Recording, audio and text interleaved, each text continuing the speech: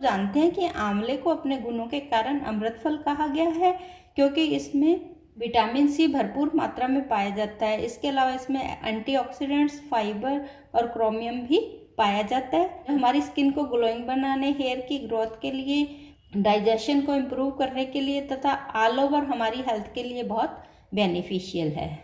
Hello everyone, एक बार फिर से स्वागत है आप सभी का होम मिलोपी पर। और आज मैं आपके लिए लेकर आई हूँ बहुत ही बढ़िया रसीला आंवले का मुरब्बा बनाने की ऐसी रेसिपी जो बहुत ही सरल है। और इस मुरब्बे को हम बनाएंगे बिना गुड़, बिना चीनी के, बहुत ही यूनिक तरीके से। तो चलिए जल्दी से शुरू करते हैं इसे बनाना।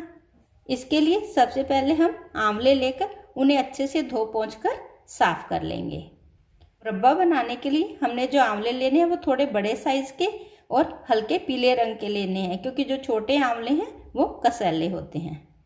मुरब्बा बनाने के लिए हम चीनी या गुड़ का यूज़ नहीं कर रहे हैं, इसलिए आज हम मुरब्बे को बनाएंगे क्रिस्टल शुगर के साथ, यानी कि मिश्री के साथ। और यहाँ हमने सिट्टा मिश्री का यानी कि धागे वाले मिश्री का यूज़ किया है। यहाँ हमने 600 ग्राम आंवला लिया है, तो इसके लिए फिर हम 500 ग्राम सिट्टा मिश्री लेकर उसे क्रश करके मिक्सी में पीस लेंगे। यहाँ मैंने ऑलरेडी 500 ग्राम मिश्री को पाउडर बनाकर रख लिया है।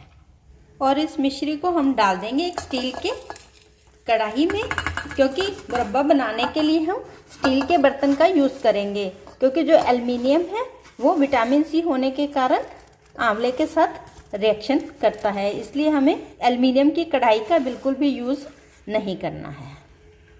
अब एक पैन में पानी को उबालकर सारे आंवलों को इसमें डालकर 5 से 6 मिनट के लिए हल्का सॉफ्ट होने तक बॉईल कर लेंगे। आप चाहें तो इन्हें स्टीम भी कर सकते हैं, उसमें फिर 15 से 16 मिनट का समय लगेगा। आंवलों को हमें हल्का सॉफ्ट होने तक ही बॉईल करना है, क्योंकि जब इन्हें मिश्री के साथ पकाएंगे तो ये बहुत ही मैशी हो जाएंगे। आंवलों को बॉईल होते हुए 5 से 6 मिनट हो चुके हैं और अब इन्हें चेक कर लेते हैं। देखिए आंवले हल्के से सॉफ्ट हो चुके हैं और दबाने पर दबने लगे हैं, तो इस स्टेज पर हम फ्लेम को ऑफ कर देंगे और आंवलों को निकालकर एक किचन टॉवल पर फैला देंगे, ताकि ये हल्के से ठंडे हो जाए और इनका पानी पूरी तरह से किचन टॉवल एब्जॉर्ब कर ले। और जो ये पानी बच गया है इसे भी हम फेंकेंगे नहीं, क्योंकि इसमें भी बहुत सारे न्यूट्रिएंट्स हैं। इसका यूज़ हम सब्जी बनाने में या फिर कढ़ी वगैरह बनाने में करेंगे। आप चाहें तो काला नमक डालकर इसे पी भी सकते हैं। हल्का सा ठंडा हो जाने पर अब आंवलों को लेकर इन्हें फोक की सहायता से इस तरह से जगह जगह से प्रिक कर देंगे। आप चाहें तो कच्चे आंवलों को भी प्रिक कर सकते हैं, परंतु एक तो उसमें मेहनत ज़्यादा लगेगी और दूसरा जब इन्हें उबालेंगे तो इसके न्यूट्रिएंट्स हैं वो पानी में चले जाएंगे। इन्हें प्रिक करना इसलिए ज़रूरी है ताकि जब हम इन्हें मीठे के साथ पकाएं, स्वीटनेस है वो अंदर तक जाए और हमारा मुरब्बा बहुत ही ज़्यादा जूसी और टेस्टी बने। तो इसी तरह सारे आंवलों को प्रिक करके तैयार कर लेंगे। सारे आंवलों को प्रिक कर लेने के बाद इन्हें डाल देंगे मिश्री वाले पैन में और इन्हें इस तरह से मिश्री में मिक्स करेंगे और इसे कवर करके 5 मिनट के लिए छोड़ देंगे। अब पैन के अंदर ऐड करेंगे 3 से 4 टेबलस्पून पानी, ताकि जो मिश्री है वो पकाते वक्त जले नहीं।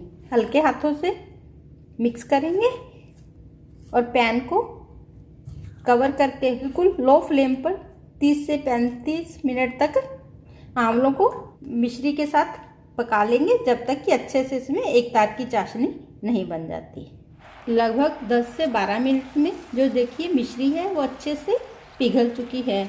अब इसे बीच बीच में स्टिर करते हुए बिल्कुल लो फ्लेम पर कवर करके 25 से 30 मिनट तक और पका लेंगे। और भी ज़्यादा टेस्टी और खुशबूदार बनाने के लिए हम इसमें ऐड कर देंगे 2 से 3 कुटी हुई इलायची और एक सिनेमन स्टिक। ये बिल्कुल ऑप्शनल है, आप चाहें तो इसे स्किप भी कर सकते हैं। चाशनी की क्रिस्टलाइजेशन को रोकने के लिए अक्सर हम नींबू का यूज़ करते हैं, परंतु यहाँ भी आंवले में खुद ही विटामिन सी बहुत ज़्यादा होता है, इसलिए क्रिस्टलाइजेशन को रोकने के लिए कुछ भी एक्स्ट्रा से ऐड करने की ज़रूरत नहीं है। आंवलों को चाशनी के साथ पकते हुए लगभग 25 मिनट हो चुके हैं इस स्टेज पर एक बार इन्हें चेक कर लेते हैं। सबसे पहले चाशनी को चेक कर लेते हैं। देखिए चाशनी में तार बनने लगी है, यानी कि चाशनी है वो अच्छे से पक चुकी है।